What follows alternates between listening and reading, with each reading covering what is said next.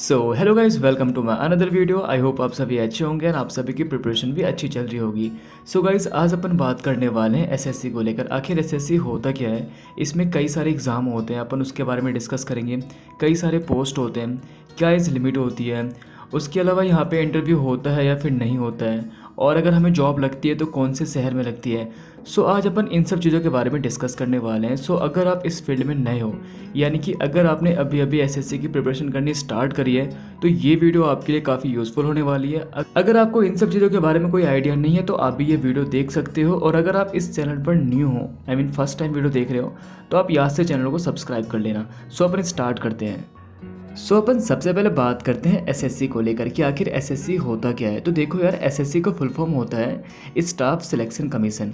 अब इसका काम क्या होता है, देखो इंडिया में ना कुछ ऐसे पोस्ट होते हैं, अगर वहाँ पे सीट खाली होती है ना, तो एसएससी उस पोस्ट के लिए वैकेंसी निकालती है। ओके, एंड आपको इसके बारे में नॉलेज भी होगा कि एसएससी का जो एग्ज़ाम होता है ना, डिफरेंट एग्ज़ाम होते हैं एसएससी के अंदर, तो उनका जो एग्ज़ाम होता है वो हर साल होता है। अब अपन बात करते हैं एसएससी एग्ज़ाम को लेकर। देखो एसएससी में टोटल ना, आई मीन 12 से भी ज़्यादा यहाँ पे एग्ज़ाम होते हैं। सबसे पहले आता है आपको SSC CGL, combined graduate level examination. अगर आपका ग्रेजुएशन क्लियर हो गया है तो आप ये वाला फॉर्म फिल कर सकते हो, आई मीन ये एग्ज़ाम दे सकते हो। नंबर 2 पे आता है एसएससी सीएचएसएल, यानी कि combined higher secondary level 10+2 exam. अगर आपका 10+2 यानी कि अगर आप 12th पास हो तो आप ये फॉर्म फिल कर सकते हो। नंबर 3 पे आता है SSC MTS, multitasking non technical staff examination. अगर आप 10th क्लियर हो, अगर आपका 10th पास हो रखा है, तो आप ये वाला फॉर्म फिल कर सकते हो। नंबर 4 पे आता है सब इंस्पेक्टर, यानी कि एसआई की बात कर रहा हूँ, एसआई इन सीपीओ एग्ज़ाम। नंबर 5 पे है एसएससी स्टेनोग्राफर। नंबर 6 पे है एसएससी जेई। नंबर 7 पे है एसएससी जूनियर ट्रांसलेटर या फिर जूनियर हिंदी ट्रांसलेटर। नंबर 8 पे है IMD scientific assistant exam. Number 9 पे है एसएससी कांस्टेबल यानी कि GD in CAPC, NIA and SSF exam. Number 10 पे है सिलेक्शन ऑफिसर ऑडिट या फिर कमर्शियल एग्जामिनेशन। नंबर 11 पे है फूड कॉरपोरेशन ऑफ इंडिया यानी कि एफसीआई एग्ज़ाम। नंबर 12 पे है एसएससी जेई यानी कि junior engineer civil and electrical exam. यहाँ पे नंबर 13 होना चाहिए था। नंबर 13 पे है lower division grade limited departmental competitive examination, ये इसको हम एलडीसी भी बोल सकते हैं। और सबसे लास्ट यानी कि नंबर 14 पे है SSC direct recruitment selection post. Next अब अपन बात करते हैं एज को लेकर। देखो यार, इसमें जितने भी एग्ज़ाम होते हैं ना, तो हर एग्ज़ाम के हिसाब से ना अलग अलग एज का कंडीशन होता है। मिनिमम एज तो फिक्स है 18, लेकिन जो मैक्सिमम एज होती है ना, वो किसी किसी एग्ज़ाम के लिए 25 होता है। मैं यहाँ पे यूआर की बात कर रहा हूँ, जनरल कैटेगरी की बात कर रहा हूँ। किसी किसी एग्ज़ाम के लिए जो मैक्सिमम एज होती है वो 25 भी होती है, 27 भी होती है और 32 भी होती है। अब मैं एमटीएस की बात करता हूँ। देखो एमटीएस में कुछ पोस्ट ऐसे होते हैं जो 10th पास एग्ज़ाम होता है, उसमें कुछ पोस्ट ऐसे होते हैं जिनकी जो मैक्सिमम एज होती है वो 25 होती है, लेकिन कुछ पोस्ट ऐसे भी होते हैं जिनकी मैक्सिमम एज 27 होती है। तो अगर आपने फॉर्म फिल किया होगा तो आपको इसके बारे में अच्छे से पता भी होगा। अब अपन बात करते हैं डिफरेंट पोस्ट को लेकर। देखो एसएससी में कई सारे पोस्ट होते हैं। अगर आपका एग्ज़ाम आई मीन क्लियर हो जाता है तो वहाँ पे आपको एक पोस्ट मिलती है। वैसे तो कई सारे पोस्ट है, बट मैं कुछ आपको आई मीन जो फेमस पोस्ट है उनके बारे में बता रहा हूँ। आपने असिस्टेंट ऑडिट ऑफिसर के बारे में ज़रूर सुना होगा, या फिर आपने इनकम टैक्स इंस्पेक्टर यानी कि सीबीडीटी के बारे में ज़रूर सुना होगा, या फिर एमईए असिस्टेंट, ये यहाँ पे नीचे आना चाहिए था बट कोई नहीं, एमईए असिस्टेंट के बारे में आपने ज़रूर सुना होगा। इसके अलावा सेंट्रल एक्साइज इंस्पेक्टर के बारे में आपने सुना होगा, प्रिवेंटिव ऑफिसर हो गया, असिस्टेंट इन्फोर्समेंट ऑफिसर के बारे में आपने ज़रूर सुना होगा।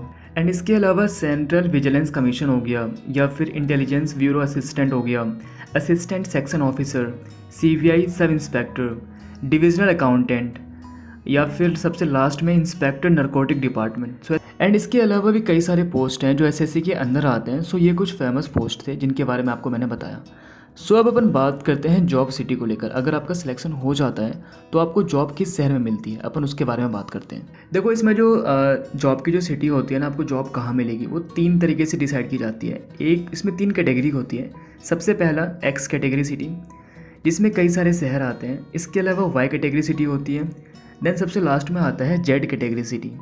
जो एक्स और वाई में आता है ना शहर, वो जेड में नहीं आता। देखो एक्स कैटेगरी में कई सारी सिटी आती है, तो मैं कुछ फेमस सिटी के नाम बता रहा हूँ। मुंबई, कोलकाता, हैदराबाद, दिल्ली, चेन्नई, बेंगलोर।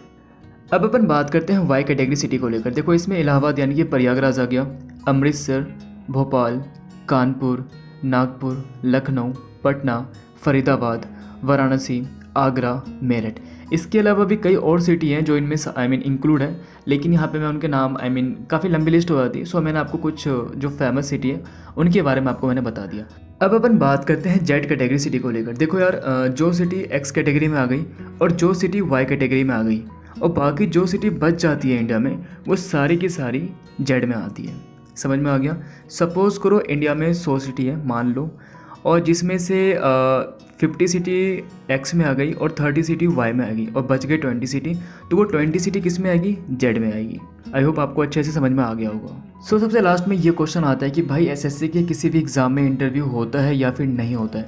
तो देखो यार, एसएससी के कोई से भी एग्ज़ाम में, लाइक वो सीजीएल हो, चाहे वो एमटीएस हो, चाहे वो सीएचएसएल हो, चाहे कोई सा भी एग्ज़ाम हो एसएससी के जो अंदर आता है, उसमें इंटरव्यू नहीं होता है। बहुत सारे जो बंदे तैयारी करते हैं उनके मन में ये डाउट आता है कि भाई सीजीएल में इंटरव्यू होता है या फिर नहीं होता है। तो भाई सीजीएल में इंटरव्यू नहीं होता, यहाँ तक कि एसएससी में जितने भी एग्ज़ाम होते हैं ना, किसी में भी इंटरव्यू नहीं होता है। ओके, सो आपको इस वीडियो में मैंने एसएससी क्या होता है उसके बारे में बताया, एसएससी में कितने सारे एग्ज़ाम होते हैं उसके बारे में बताया, एज को लेकर बात की, डिफरेंट पोस्ट को लेकर बताया, देन फिर जॉब सिटीज़ को लेकर बताया, इंटरव्यू को लेकर बताया। अगर इसके अलावा फिर भी कोई डाउट वगैरह रहता है तो आप मेरे को इंस्टाग्राम पे डीएम कर सकते हो या फिर टेलीग्राम पर एक ग्रुप बना हुआ है, आप उस ग्रुप में ऐड हो सकते हो। दोनों का लिंक डिस्क्रिप्शन बॉक्स में दिया हुआ है, ठीक है। और लास्ट में यही कहना था कि अगर आप इस चैनल पर न्यू हो या फिर आपको आज की वीडियो सच में अच्छी लगी हो तो वीडियो को लाइक कर देना, और अगर आपने अब तक मेरे चैनल को सब्सक्राइब नहीं किया है तो याद से कर देना। सो अपन मिलते हैं नेक्स्ट वीडियो में।